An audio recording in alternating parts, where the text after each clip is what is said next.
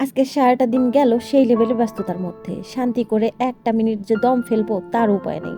একদিকে জামাইজন বাসায় আসবে তার খাতিরদারি, অন্যদিকে আমার শাশুড়ি মাটা আলহামদুলিল্লাহ এই মাসেই যাবে বড় হজের উদ্দেশ্যে। সবাই মন খুলে তার জন্য একটু দোয়া করে দেবেন।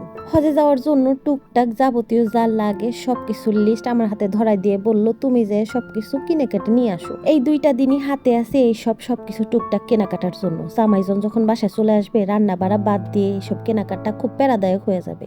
তাই চিন্তা করলাম যে আগে ভাগে সবকিছু কিনে কেটে একেবারে রেডি করে রেখে দেই। 1 মাস 10 দিনের জন্য সে যাবে, তো টুকটাক যাবতীয় যা প্রয়োজন সেটাই আমি আর কি কেনার জন্য একটা ক্রোকারিজের দোকানে চলে আসলাম। পাতলা ফেরফেরে টাইপের কিছু আমি প্লেট খুঁজতেছিলাম, যেটা আর কি নিতে ওয়েট কম হবে। বহু খোঁজাখুঁজির পরে সেই টাইপের প্লেটটা আমি পাইলাম। সামনে যে এই চৌকা প্লেটটা দেখে যে আমার এত পছন্দ হইলো, জামাইরে যে বলবো ধমক খাওয়ার ভয় আর বলি নাই।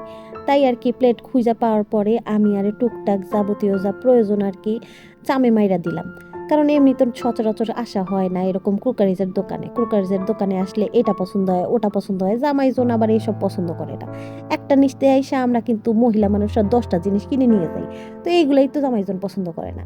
তার মধ্যে আমি আবার গুট করে টুকটাক অনেক কিছুই কিনে ফেললাম, কিন্তু জামাইয়ের চোখের দিকে আর তাকাই না। তাকাইলে যদি আবার চোখ ইশারা দিয়ে চোখ গরম দেয় সেই ভয়ে কিন্তু আর আমি তাকাই নেই।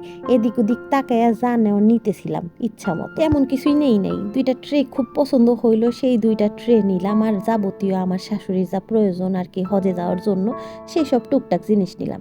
তাই জামাই অত রাগ করে না। কুকারেজের দোকান টপকায় এখন চলে আসলাম ব্যাগের দোকানে চলে আসলাম ট্রলি দেখার জন্য।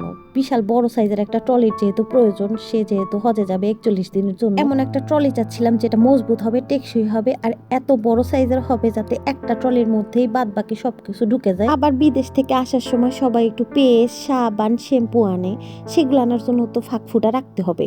সেই জন্য একটু বড় সাইজের ট্রলি খুঁজতেছিলাম যেটা আর কি মজবুত হবে, একটু ফ্লেক্সিবল হবে, আর নিয়ে যাতে একটু ঘুরতে টুরতে পারে সেই টাইপের একটু ভালো মানের আমরা একটা ট্রলি দেখলাম। বহু খোঁজাখুঁজির পরে আমাদের একটা ট্রলি পছন্দ হইলো, সেই ট্রলিটা নিয়ে এখন বাসার উদ্দেশ্যে রওনা দিলাম। যাইতে যাইতে ভাবতেছিলাম যখন আমি প্রথমবার হজে গেলাম কত যে শান্তির একটা জায়গা, আবার যদি যাইতে পারতাম ইনশাল্লাহ আল্লাহ হয়তো বা একটা না একটা দিন আমাকে বড় হজের তৌফিক অবশ্যই দিবেন, সেই আশায় আমি রাখি। বাসায় আসার পরে ট্রলির মধ্যে যাবতীয় আর কি আমার শাশুড়ি যা যা প্রয়োজন টুকটাক আর কি ট্রলির মধ্যে গুছাই রাখলাম, যদি পরে মনে না থাকে।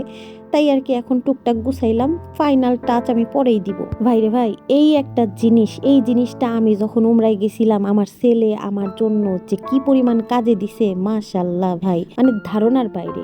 এই ছোট্ট একটা মিনি কুকার নিয়ে আমি যে কত ধরনের রান্না করে খাইছি ওইখানে, চা থেকে শুরু করে সেমাই, দুধ, নুডলস সবকিছুই আমি এই মিনি কুকারের মধ্যে রান্না করছি। এই মিনি কুকারটা এবারও আমার শাশুড়িকে দিয়ে দিলাম। আমার শাশুড়ি যেহেতু চা লাভার মানুষ, সেই জন্য আমি চিন্তা করলাম যে এই মিনি কুকারে করে সে চাটা অন্তত রান্না করে ওইখানে খেতে পারবে। নতুন মানুষ ঘরে আসলে নতুন কিছু ঘরে চলে আসে, এইটা আমি এখন মানি।